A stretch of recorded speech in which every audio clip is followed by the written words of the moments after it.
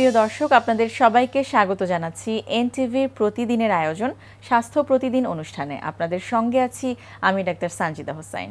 দর্শক, যে বিষয়টি নিয়ে আজ আমরা আলোচনা করব সেটি হচ্ছে রিপ্লেসমেন্ট সার্জারি ইন অর্থোপেডিক। এই বিষয়টি নিয়ে আলোচনার জন্য আমাদের স্টুডিওতে আজ উপস্থিত আছেন একজন বিশেষজ্ঞ চিকিৎসক। চলুন পরিচিত হয়ে নেই আজকের অতিথির সাথে। ডাক্তার মনোয়ারুল ইসলাম 1956 সালের ফেব্রুয়ারিতে সিরাজগঞ্জ জেলায় জন্মগ্রহণ করেন। তিনি 1982 সালে চট্টগ্রাম মেডিকেল কলেজ থেকে MBBS ডিগ্রি অর্জন করেন। এরপর তিনি চিকিৎসা বিজ্ঞানে উচ্চতর MS ডিগ্রি লাভ করেন। বর্তমানে তিনি আনোয়ার খান মডার্ন মেডিকেলের অর্থোপেডিক সার্জারি বিভাগের অধ্যাপক হিসেবে কর্মরত আছেন। স্বাগত জানাচ্ছি আমাদের অনুষ্ঠানে। ধন্যবাদ স্যার। যেটি আমরা আজকে আলোচনা করব যে অর্থোপেডিকে রিপ্লেসমেন্ট সার্জারি আসলে কি কি রয়েছে বা এর ভূমিকা কি, একটু শুরুতেই জানতে চাইবো যে আসলে এই রিপ্লেসমেন্ট সার্জারি বলতে আসলে আমরা কি বুঝি। যদি আমরা বাংলায় কথা বলি যে রিপ্লেসমেন্ট সার্জারি বলতে বোঝা যায় জয়েন্টকে বদলায় দেওয়া। তা আমাদের যখন বয়স হয় আস্তে আস্তে বয়সের সাথে সাথে আমাদের অনেকগুলো জয়েন্ট তাদের ক্ষয় হয় এবং ক্ষয়টা এমন পর্যায়ে যায় যে ওই জয়েন্টকে নিয়ে আর ওই মানুষটি আর স্বাভাবিকভাবে চলাচল করতে পারে না। এটা পেইনফুল লাইফ হয়, রেস্ট্রিক্টেড লাইফ হয়। তো তার মধ্যে দুইটা জয়েন্ট হচ্ছে সবচেয়ে গুরুত্বপূর্ণ। একটা হচ্ছে হিপ জয়েন্ট আর একটা হচ্ছে নি জয়েন্ট, আমাদের হাঁটু এবং কোটির যে জয়েন্টটা। এই দুটো যেহেতু ওয়েট বেয়ারিং জয়েন্ট, এর উপরে আমরা হাঁটি চলাফেরা করি, সুতরাং এই দুটো যদি পেইনফুল হয় ওই মানুষটি আর হাঁটতে পারে না। তখন আমরা তাকে রিলিফ দেওয়ার জন্য আমরা মডার্ন যে কনসেপশন সেই কনসেপশনে ওটাকে আমরা রিপ্লেস করে দিই। আচ্ছা, তো কিভাবে এটি করে থাকেন বা কখন আসলে আপনারা সিলেক্ট করেন পেশেন্টকে যে তাকে এই রিপ্লেসমেন্ট সার্জারিটা দেওয়া প্রয়োজন? জি, আমাদের অস্থির যে জয়েন্টের যে ক্ষয়রোগের কয়েকটা স্টেজ আছে। Stage 1, stage 2, stage 3। স্টেজ 4-এ হচ্ছে যে জয়েন্টের দুইটা জয়েন্টের সমস্ত জয়েন্টই একদম ড্যামেজ হয় এবং ওখানে আর কখনোই স্বাভাবিক মুভমেন্ট আর সম্ভব হয় না। যখন এই লেভেলে চলে যায় তখন ওটাকে আমরা রিপ্লেস করি, আমরা যখন জয়েন্ট রিপ্লেসমেন্ট করি। It is same for the hip and for নি অলসো। আচ্ছা, তো এটি কি এই সার্জারিটা আসলে একটু প্রসিডিউরটা সম্পর্কে যদি আমাদের ধারণা দিতেন যে কিভাবে এটি করে থাকেন এবং কতদিন ধরে বা কতক্ষণ ধরে চলতে থাকে, তার পরবর্তীতে আসলে কতদিন তাকে হসপিটালে স্টে করতে হয়? জি, ধন্যবাদ। এই সার্জারি যখন করি, এই সার্জারিটা একটা মেজর সার্জারি এবং এটা যে জয়েন্টের যে জিনিসগুলো আমরা লাগাই এটাকে বলে ইমপ্ল্যান্ট বলে, বাইরের দেশের একটা ইমপ্ল্যান্ট। এটা একটু কস্টলি বটে, সাধারণত এটা 1 লাখ থেকে 1.5 লাখ টাকার মধ্যে ওই জিনিসটার দাম হয়। এবং এই মেজর সার্জারি যেহেতু ওল্ড এজ পেশেন্ট সাধারণত এটা করি, ওল্ড এজ পেশেন্টদের তো ডেফিনেটলি কোমরবিড ডিজিজ থাকে, hypertension, diabetes, blood pressure plus geriatric বার্ধক্যজনিত অনেক রোগ থাকে। আমরা এগুলিকে এক্সক্লুড করে একজন বিশেষজ্ঞ অ্যানেস্থেসিস্টের সহায়তায় আমরা এই সার্জারিটা করে থাকি। এবং সার্জারি করতে সাধারণত 1.5 থেকে 2 ঘন্টা সময় লাগে একটা জয়েন্ট সার্জারি করতে। এবং এই সার্জারি করার পরে আমাদের কিছু অপারেশন পরবর্তী কিছু ব্যবস্থা আছে, তার কিছু বিভিন্ন রকমের কলা কৌশল আছে, ব্যায়াম আছে। এগুলি করলে ইনশাল্লাহ ওই ব্যক্তি অলমোস্ট পেইন ফ্রি মুভমেন্ট পায় for not less than 15 to 20 years. আচ্ছা, তো এই জাতীয় চিকিৎসার পরে বা সার্জারির পরে কবে থেকে এই আপনি যেটি বলছিলেন যে অ্যাডিশনাল কিছু ব্যায়াম আছে বা রেগুলার লাইফস্টাইল যে পদ্ধতিটা আছে, এই শুরুটা আসলে কখন থেকে করতে হবে? আমরা আমাদের অপারেশন করার 3য় অথবা 4র্থ দিন থেকে আমরা রোগীকে তাকে ইন্ডিভিজুয়ালি আমরা হাঁটাই। আচ্ছা, এই হাঁটানোর উদ্দেশ্য হচ্ছে যে টু মেক হিম কনফিডেন্ট যে he will walk or he or she will walk. তারপরে আস্তে আস্তে প্রথমে কিছু সাপোর্টে হাঁটবে, এরপরে 1 থেকে 1.5 মাস পরে উইদাউট সাপোর্ট সে হাঁটবে। তবে আমরা কিছু অ্যাডভাইস তাকে আমরা দিয়ে দিই, যেমন সে যদি একদম স্কোয়াট করে বসে, আমরা যেরকমভাবে নামাজ পড়ি, তারপরে আমরা বাথরুম করি, আমাদের যে বাঙালি সিস্টেম স্কোয়াটিং করা, এই কাজগুলো থেকে আমরা একটু তাদেরকে বলি যে একটা না করতে, কারণ তখন ওই জয়েন্ট সার্ফেসের উপরে চাপ পড়ে, এটার ক্ষয় তাড়াতাড়ি হয়। সেজন্য আমরা বলি যে আপনি ভাত খাবেন, খাবার দাবার খাবেন চেয়ার টেবিলে, আপনার প্রার্থনা করবেন চেয়ার টেবিলে, আপনি বাথরুম কমোড ব্যবহার করবেন, এই অ্যাডভাইসগুলো আমরা দিই। আর যদি সম্ভব হয়, যেহেতু রোগীর অন্যান্য কোমরবিড ডিজিজ থাকে, পেশেন্ট তার ব্লাড প্রেশার আছে, তার বার্ধক্যজনিত অনেক অসুখ আছে, সেজন্য তার পোস্টুরাল ইমব্যালেন্স আছে। অনেক লোক দেখবেন যে বয়স হয়ে গেলে স্বাভাবিক মানে ফ্রিলি হাঁটতে পারে না, তখন আমরা তাকে বলি যে আপনি একটা হাঁটার সময় একটা ওয়াকিং স্টিক ব্যবহার করেন। ওয়াকিং স্টিক ব্যবহার করলে আপনার রিপ্লেসমেন্ট করা যে জয়েন্টটা আরও ভালো কাজ করে। আরও কিছু অ্যাডভাইস কি তাদের দিয়ে থাকেন, যেটি আপনি বলছেন পোস্টুরাল মুভমেন্ট বা বিভিন্ন অবস্থানগত আসলে বিষয়গুলো পরিবর্তনের সময় কোন কোন বিষয়গুলো খেয়াল রাখতে হবে, সেটি কি আপনারা তাদেরকে মূলত তেমন কিছুই প্রয়োজন হয়। বর্তমান প্রযুক্তি যে সমস্ত ইমপ্ল্যান্ট আমাদের দেশে আছে তাতে খুব বেশি যে রেস্ট্রিকশন লাইফ তা না, তবে অতটুকু আমরা বলি যে আপনি আপনার যে দৈনন্দিন জীবনে যেমন বাথরুম, আপনি যেহেতু আগে স্কোয়াটিং করতেন, এখন আর স্কোয়াটিংটা করবেন না, আপনি একটা কোমর ব্যবহার করবেন। আপনি নামাজটা যে যারা প্রার্থনা করে, সে যে ধর্মেরই হোক, যে অনেক সময় আছে স্কোয়াট করে করে ষষ্ঠাঙ্গ প্রণাম করে, এই কাজগুলি আপনি চেয়ারে করবেন।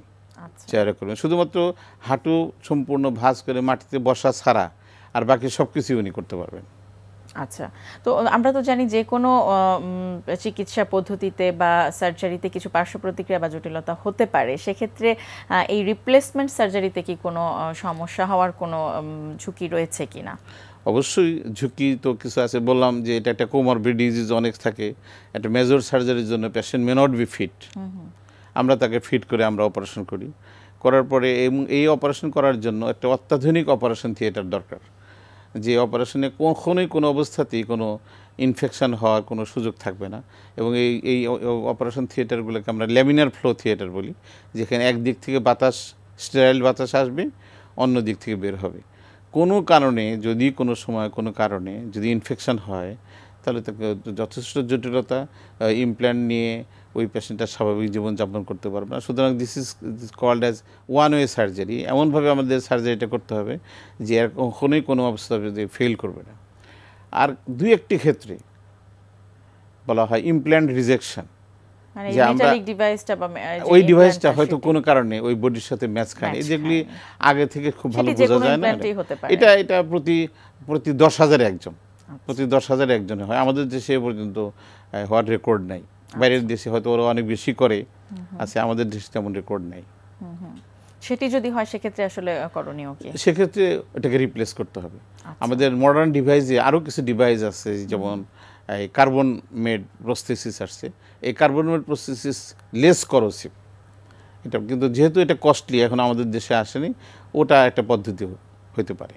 আচ্ছা, আমরা এবার একটু পিছনের দিকে যাই, যে কারণে এই রিপ্লেসমেন্ট থেরাপিটা বা রিপ্লেসমেন্ট সার্জারিটার প্রয়োজন পড়ে, সেই কারণগুলো যদি একটু জানতে চাই, যে সাধারণত কোন কোন কারণে আসলে এই সমস্যাটা হয়ে থাকে এবং তা থেকে প্রতিরোধের কি ব্যবস্থা রয়েছে? প্রথমে তো বলছি যে এর একটা old age, usually old age, সাধারণত দেখা যায় 50 থেকে 60 বছর পরে আমাদের জয়েন্টগুলো যখন ক্ষয় হয় তখন এই অসুখ। আরও কিছু কিছু অসুখ আছে যে শরীরে যদি সেই অসুখগুলো থাকে এটাকে প্রিডিসপোজ করে, এনহ্যান্স করে, যেমন ডায়াবেটিস, আচ্ছা, যে কোনো রিউমাটয়েড আর্থ্রাইটিস, যে কোনো রকমের জয়েন্ট দীর্ঘদিনব্যাপী যে সমস্ত বাত ব্যথার অসুখ আছে, যেমন রিউমাটয়েড আর্থ্রাইটিস, অ্যানকাইলোজিং স্পন্ডালাইটিস, এই ধরনের অসুখে জয়েন্টটা তাড়াতাড়ি ড্যামেজ হয়। তারপরে আপনার ওভারওয়েট একটা ইম্পর্টেন্ট জিনিস, ওভারওয়েট। তা আমার সাপোজ আমার হাইট 5 ফিট 6 ইঞ্চি, আমার একটা স্ট্যান্ডার্ড ওয়েট হচ্ছে 65 কেজি। যদি এরকম হয় যে আমার ওজন 90 কেজি, তো ওই 90 কেজি তো আমার হাঁটু এবং আমার হিপ বেশি দিন বিয়ার করতে পারবে, অটোমেটিক্যালি তখন ওয়ার অ্যান্ড টিয়ার হবে এবং এনহ্যান্স করবে এটাকে। This are the predisposing factor. অনেক মানুষ আছে জন্মগতভাবে, আমরা বলি যে নকনি, যে হাঁটতে গেলে 2 হাঁটু লেগে যায়। আমরা প্রথম জীবনে এদেরকে আমরা তেমন গুরুত্ব দেই না, এটি জন্মগতভাবেই হয়ে থাকে, জন্মগতভাবেই হয়। আমরা তো প্রথম দিকে এটাকে গুরুত্ব দিই না, হয়তো কোনো সময় যদি ব্যথার হয় আমরা একটু ব্যথার ওষুধ দিই, কিন্তু এটার কারেক্টিভ মেজার আমরা কখনো নেই না। কারণ এটা যখনই নকনি হয় তখন তার এই আমাদের ওয়েট বিয়ারিংয়ে যে অ্যাক্সিস চেঞ্জ হয়, হিপে অথবা নির উপরে আলাদা চাপ পড়ে, ওটাকে তখন অ্যাডভান্স অস্টিওআর্থ্রাইটিস ডেভেলপ করতে পারে। সুতরাং আমাদের প্রথম থেকেই যখনই কোনো আমরা হয়তো 15 বছর 16 বছর কিংবা 17 বছর যে বয়সে আসুক, যদি আমাদের নকনি যদি আমাদের নজরে পড়ে, অথবা আরেকটা অসুখ আছে যে এটা নকনিটা হচ্ছে হাঁটু হাঁটু লেগে যায়, আরেকটা আছে বো লেগ, যে যখন আমরা দাঁড়াই তখন 2 পা ফাঁক হয়ে যায়। যে কোনো deformity this to be treated from very beginning. আচ্ছা, আমরা যখন থেকে সাবধান হই জন্মগত এই জাতীয় ত্রুটিগুলোকে এই সার্জারির মাধ্যমে, এগুলো জন্মগত হচ্ছে, এগুলোকে বলা হয় ডেভেলপমেন্টাল ডিসঅর্ডার। সুতরাং আমাদের প্রথম থেকে যদি আমরা ওইটাগুলোকে অ্যাড্রেস করি, তার লেট এজে তার এই চান্স খুব কমে যাবে। আচ্ছা, একদম শেষ পর্যায়ে চলে এসেছি, একটু ছোট করে জানতে চাইবো যে আসলে এই সুবিধাটা বা এই সার্জারিটা আসলে নেয়ার জন্য কোথায় আমাদের যারা রোগী আছেন তারা কোথায় গেলে সুবিধাটা পাবেন? জি, ধন্যবাদ। বাংলাদেশে অনেকগুলো সেন্টারে এই অপারেশনটা হয়। তার মধ্যে সরকারি হসপিটালে আমাদের জাতীয় orthopaedic hospital, Bangabandhu Mujib medical college, Dhaka medical college, এই সমস্ত জায়গায় হয়, এবং প্রাইভেট বেশ কিছু হসপিটালে এই অপারেশনটা করা যায়। আচ্ছা স্যার, অনেক অনেক ধন্যবাদ, অনেক গুরুত্বপূর্ণ তথ্য আপনি আমাদেরকে দিয়েছেন। আপনাকে অনেক ধন্যবাদ, দর্শকদের সবাইকে ধন্যবাদ। প্রিয় দর্শক, আমরা শুনছিলাম অর্থোপেডিকে রিপ্লেসমেন্ট সার্জারি এই বিষয়টির ভূমিকা কী এবং এই বিষয়টি সম্পর্কে বেশ কিছু গুরুত্বপূর্ণ তথ্য আমরা জানলাম আমাদের আজকের অতিথির কাছ থেকে। আশা করছি সেগুলো আপনাদের উপকারে আসবে। অ্যাডভান্স মুভমেন্ট, এটাকে আমরা বলি হচ্ছে মডিফাইড ফ্রন্ট বেন্স, কিন্তু ইটস মোর অ্যাডভান্স। এর আগে আমরা যেটা করেছিলাম তার চেয়ে একটু অ্যাডভান্স। আসলে এই এক্সারসাইজটার রিজন হচ্ছে কি, আমরা লাইফস্টাইলে অনেক ধরনের মুভমেন্ট করি যে মুভমেন্টের সাথে এই মুভমেন্টটা অনেক কমন, এবং লোয়ার ব্যাক ইনজুরি হওয়ার বিভিন্ন চান্স থাকে এই ধরনের মুভমেন্ট করতে গিয়ে। যেরকম নিচে কিছু পড়ে গেল, আপনি ওখান থেকে নিচ থেকে যখন কিছু তুলতে যান, ভারী কিছু হোক অত হালকা কিছু হোক, যদি কোনোভাবে ইমব্যালেন্স থাকে তখনই কিন্তু দেখা যায় লোয়ার ব্যাকে একটা ইনজুরি হয়ে যায়, এবং this is very very common. কারণ ওই অবস্থা হয় কি, আমরা কোনো ধরনের এক্সারসাইজ করি না, যে কারণে ওই মুভমেন্টের জন্য আমাদের মাসলগুলো উইক থাকে। এই জন্য যাতে পরবর্তীতে এই ধরনের কোনো মুভমেন্ট করতে গিয়ে যাতে ইনজুরি না হয়, কারণ আমাদের লাইফস্টাইলে এই ধরনের কমন মুভমেন্ট আসবেই, কিন্তু এটা করতে গিয়ে যাতে কোনো ইনজুরি না হয়, এই জন্য আমরা ওই পোস্টারে গিয়েও লোয়ার ব্যাকটাকে আমাদের স্ট্রং করতে হবে। এখন দেখুন যে পোস্টারটা আমরা কীভাবে মডিফাইড ফ্রন্ট বেন্সটা আমরা কীভাবে করছি। ওকে, রেডি? ওকে, সেম এই অবস্থা থেকে পায়ের সাথে ঘষে যাবে হাতটা, খেয়াল করবেন। ইয়েস, ব্রিথ আউট, নি ব্যান্ডস, এই অবস্থা থেকে সামনের দিকে যাবে। এখানে ট্রিকটা হচ্ছে আপনার এলবোটা আপনার হাঁটুটার উপর দিয়ে ক্রস করে যাবে, সাইডে থাকলে হবে না। এখন যার ফ্লেক্সিবিলিটি অনুযায়ী, কেউ যদি ফ্লেক্সিবল না হয় তাহলে এই অবস্থায় আমরা রাখবো, ফ্লেক্সিবল হলে এই অবস্থায়। অনেকে হাইপার ফ্লেক্সিবল থাকে, তারা এলবো পর্যন্ত মাটিতে বসাতে পারে। খেয়াল রাখবেন এই অবস্থায় হিপস যাতে উপর দিকে না ওঠে, তাহলে প্রেশার পড়বে। হিপসটা কিন্তু পিছন থেকে স্ট্রেচড আউট হবে। ওকে, রেডি? ওকে, এগেইন আপ, এগেইন, ইয়েস। এই অবস্থায় স্টে করবে ফর 30 সেকেন্ডস। এতে যে জিনিসটা হবে, all the tension will go out from the upper back and the lower back. Okay, go up. Okay, এই এক্সারসাইজের মাধ্যমে যে জিনিসটা হবে, আপনার লোয়ার ব্যাকে অ্যাজিলিটি বাড়বে, এবং অনেক সময় দেখা যায় লোয়ার ব্যাকে 80% চান্স থাকে, 80% ইনজুরিগুলো হয় নিচ থেকে কোনো কাজ করার সময়, এই ধরনের কোনো মুভমেন্টে। হয়তো বসে থেকে কোনো কিছু তুলতে যায়, অথবা অনেকক্ষণ ধরে বসে আছে, তখনই এইটা হয়, ইনজুরিটি হয়। এই এক্সারসাইজটা যে জিনিসটা করবে, ওই ধরনের এক্সারসাইজ এবং ওই ধরনের মুভমেন্ট রিলেটেড ইনজুরিগুলোর চান্সেস কমিয়ে দেবে। প্রিয় দর্শক, হঠাৎ করে আপনার অথবা আপনার পরিবারের কারো জ্বর হয়ে যেতে পারে। সেই জ্বর আসার সাথে সাথে কী করবেন একজন বিশেষজ্ঞ চিকিৎসকের কাছে যাবার আগে? চলুন শুনে নিই একজন চিকিৎসকের পরামর্শ।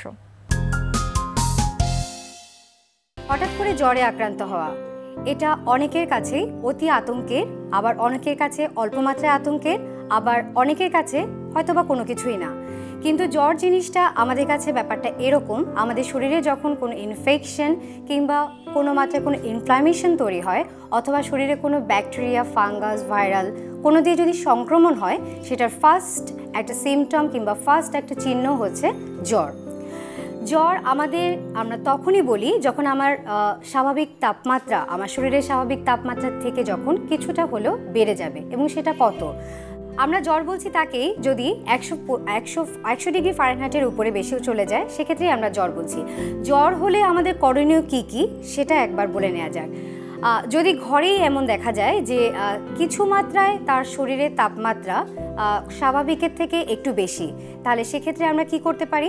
আমরা মাথায় পানি ঢালতে পারি, মাথায় পানি দিতে পারি এবং গাটা মুছিয়ে দিতে পারি পানি দিয়ে। কিন্তু পানিটা কী ধরনের হতে পারে? পানিটা যে একদম ঠান্ডা হবে তা নয়, পানিটা হালকা কুসুম গরম পানি দিয়ে হতে হবে। এবং সেক্ষেত্রে আরেকটা জিনিস খেয়াল রাখতে হবে, যেন পানি ঢালার সময় সেই পানি কোনোভাবেই কানের ভেতরে ঢুকে না যায় যখন মাথায় আমরা পানি ঢালবো।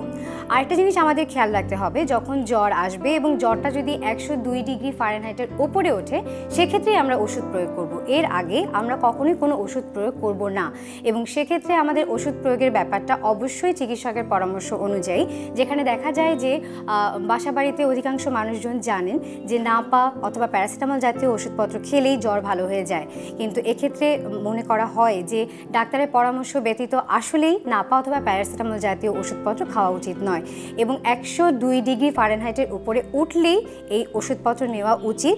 এবং যদি সেক্ষেত্রেও যদি জ্বর কন্ট্রোলে না, যদি নিয়ন্ত্রণে না আসে, তাহলে অবশ্যই চিকিৎসকের শরণাপন্ন হবেন এবং চিকিৎসকের পরামর্শ অনুযায়ী ওষুধ গ্রহণ করার চেষ্টা করবেন।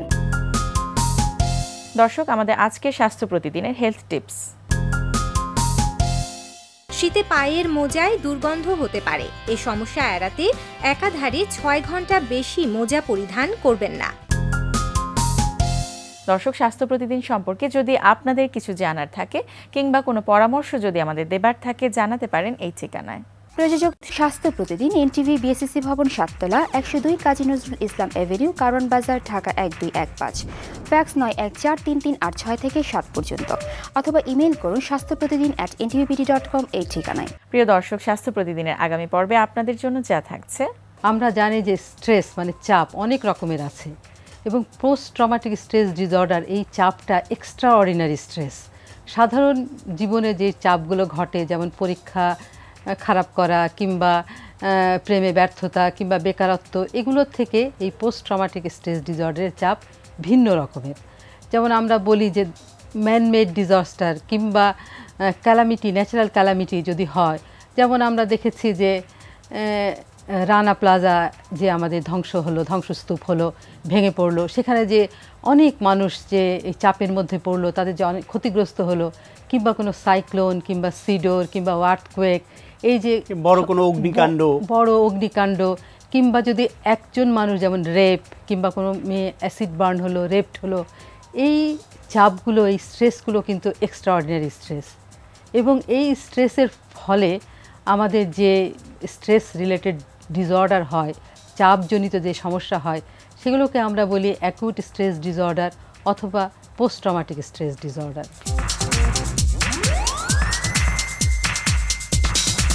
দর্শক, বিশ্বের যে কোনো প্রান্ত থেকে যে কোনো সময় আপনাদের পছন্দের অনুষ্ঠান স্বাস্থ্য প্রতিদিন দেখতে চাইলে ভিজিট করুন আমাদের পূর্ণাঙ্গ ওয়েব পোর্টাল www.ntvbd.com। আজ এ পর্যন্তই। সবার সুস্থতা কামনা করে বিদায় নিচ্ছি। আগামীকাল আবারও দেখা হবে ঠিক একই সময় এনটিভির পর্দায়।